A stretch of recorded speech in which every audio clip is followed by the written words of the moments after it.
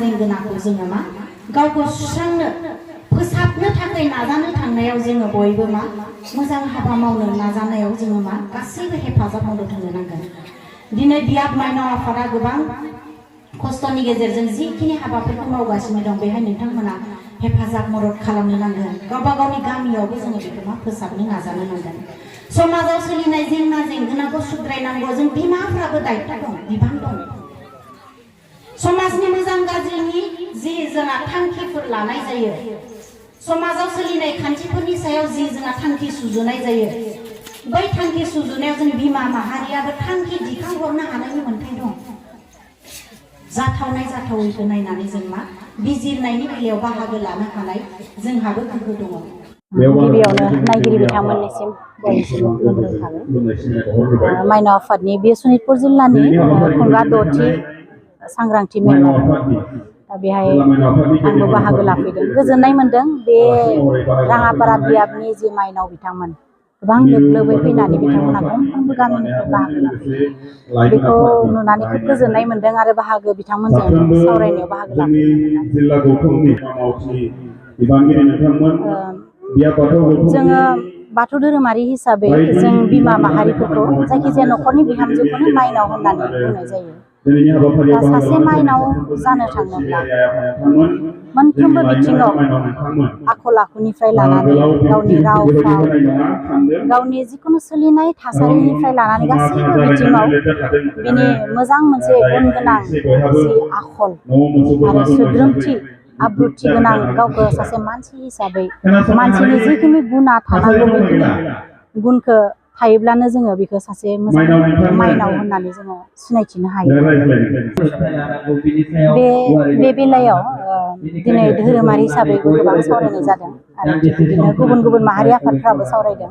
दा जोंबो माइनाव आफाद हिसाबै बेखौनो बे मोनसे दुखुनांथावना लाजिथावनाबो जोंनि थाखाय जे जोंनि बिमा माहारिफ्रा जोङो लाइमोन सिख्लाफोरनि खोथाखौथ' बादानो बिमा माहारिफ्रानो गावखौ माने मोनफा मोनफा खामानियाव इंगेज जायालासिनो आलांगायै थानानै गावनि समफोरखौ बेबायदि गाज्रि मोनसे माबाजों गावखौ दैदेननो थांगासिनो दङ आरो बे गावखौ बेबायदि खालामनाया जे गुबुन सोरनिबा दिनै जों हौवा माहारिफोरखौ सोंखारिनाय जायो। हौवा माहारिफोरखौ जोङो बा लाइमोन सेंग्राफोरखौ सोंखारिनाय जायो। बेफोरबायदि बायदिसिना जाथावै जाथायफोरखौ जेब्ला जायो होनब्ला दा बे बेलायाव जोङो लाइमोनफोरखौ सोंखारिनो थांनायनि सिगांनो जों हिनजाव माहारिफ्रानो हौवा माहारिनि सायाव माने भायलेन्ट होननानै बुंजागोन आरो बेखौ बे गाग्लोबनाय मोनसे जौमोननि गाग्लोबनाय मोनसे थासारिखौ दिन्थिबाय थादों। बेयो खोब मोनसे लाजिथावना जानानै फैदों आरो दा बयबो सिन्था खालामनो नांसिगौ, साननो नांसिगौ गावहादि सासे मानसि बे मानसि हिसाबै मानसिनि गुनजों सोलिनो हायालासिनो गावनि गाज्रि थासारिखौ दिन्थिना लानानै गावखौ सुबुं माहारिनि गेजेराव ससियेल मिडियायाव दिन्थिना लानानै गावहादि गावखौ मोनसे आखल गैयै सासे आइजो हिसाबै दिन्थिनो थांगासिनो बियो बेखौ गावहाबो सिन्था खालामनो नांगोन आरो दा बे बेलायाव दिनै गोबां माने जाथावै जाथाया जोंनि गेजेराव जाबाय थानायफोरखौ नुनो मोन्दों। बेफोरबायदि माखासे गाज्रि थासारिनि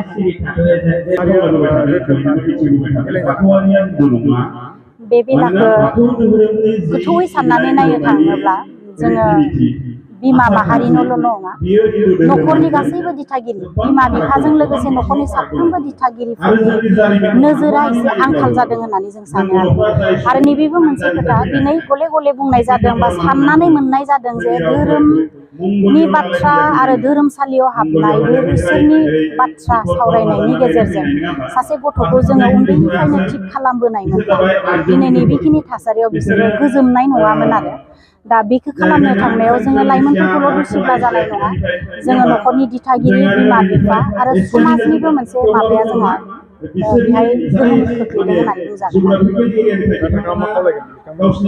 आं खावलायगोन जे दिनैनि जि लाइमोनफोर बे लाइमोनफ्रा गावबा गावनि मानसि जिउखौ जिउआव जोनोम मोननाय बे खनसेल' बेसेबांबा बेसेन गोसा जिउखौ आद्रि खालामाब्लानो गावखौ साफा साफा सोद्रोमथि सुबुं बानायनो आरो गावनि जिउखौ दैदेननो आरो गावनि इयुनखौ गावनि न'खरखौ दैदेनहैनो हानाय साफा गोग्गो सुबुं बानायनो थाखाय धोरोमसालियाव हाबनो नांगोन, इसोर सिबिनाय हुदाया थानो नांगोन न'खरनि बिमा बिफा गावनि बैसोआव देरसिनखौ खुलुमनाय मान खालामनाय आरो मोजाङै बाथ्रा रायज्लायनो सोलोंनाय बेफोर हुदाया बिसोरनि गेजेराव थानो नांगोन सोलोंथाइजों लोगोसे मानसिनो नांगौ जानाय गासैबो आखल आखुखौ जाहाथे जोंनि साफ्रोमबो लाइमोनफ्रा सोलोंनो नाजायो आं दुलाराय गारजेन माइनाव आफादनि जानानै बेखौनो खावलायो।